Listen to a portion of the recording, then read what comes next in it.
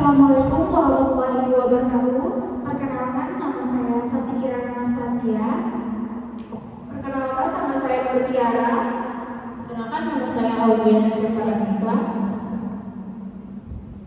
Perkenalkan, nama saya Nabila Sujilawati Sunoto.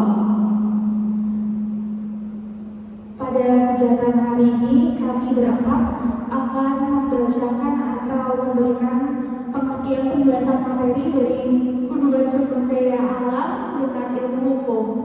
Baik, untuk yang pertama ada hukum tata negara, yaitu pengelolaan sumber daya alam melibatkan peran negara dalam hak kepemilikan.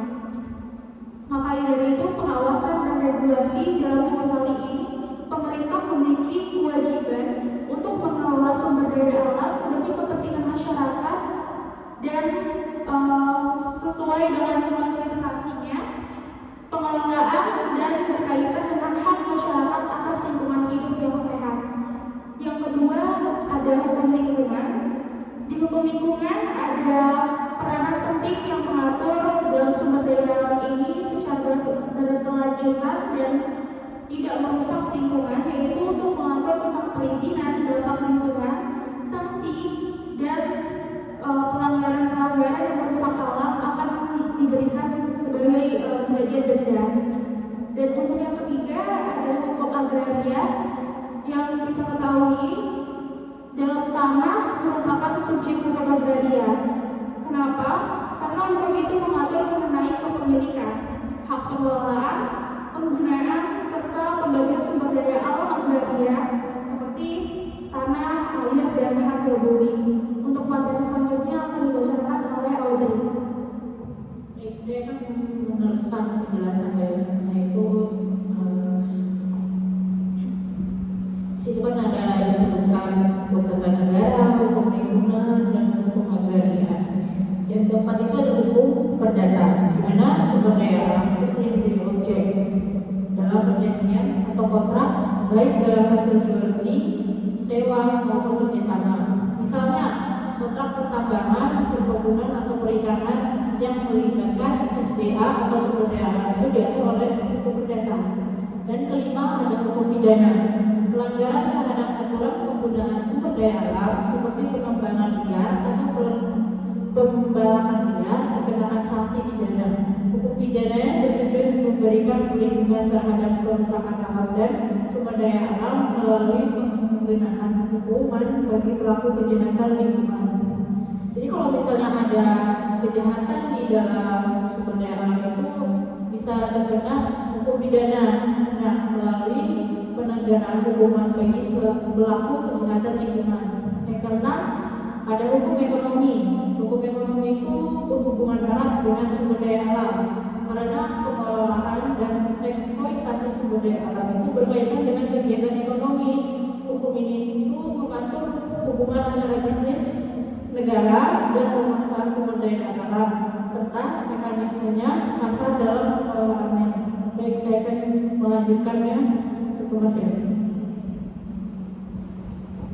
Baik, di sini saya ingin melanjutkan yaitu menjelaskan terkait asas-asas pengelolaan sumber daya alam.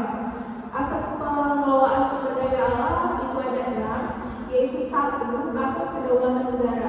Negara memiliki kedaulatan penuh atas sumber daya alam yang ada di wilayahnya dan bertanggung jawab untuk mengelolanya demi kepentingan nasional.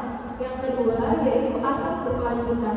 Pengelolaan sumber daya alam harus memperhatikan keberlanjutan agar generasi mendatang masih bisa menikmati dan memanfaatkan sumber daya alam. Penggunaan sumber daya alam tidak boleh berlebihan hingga menyebabkan habis atau rusaknya ekosistem. Yang ketiga yaitu asas keadilan. Pengelolaan sumber daya alam harus dilakukan dengan adil dan merata, baik untuk masyarakat lokal maupun seluruh penduduk. Pemanfaatannya tidak boleh menguntungkan kelompok tertentu saja dan harus memperhatikan hak-hak masyarakat adat. Oke, baik, selanjutnya akan dilanjutkan oleh teman saya. Baik, saya akan melanjutkan pengertian dari asas-asas pengelolaan sumber daya alam. Yang keempat, itu ada asas partisipatif. Masyarakat harus dilibatkan dalam pengambilan keputusan terkait pengelolaan sumber daya alam, khususnya komunitas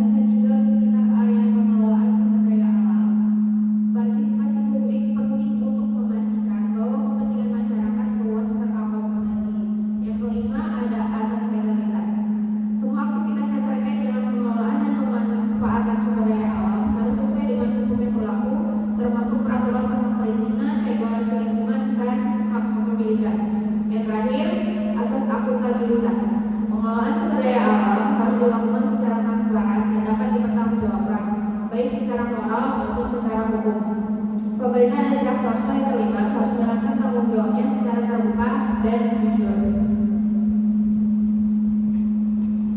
Baik, berikutlah tadi yang kami dapat sampaikan, termasuk dari hubungan sumber daya alam, dari pengelolaan maupun asas-asas. Mungkin itu saja dan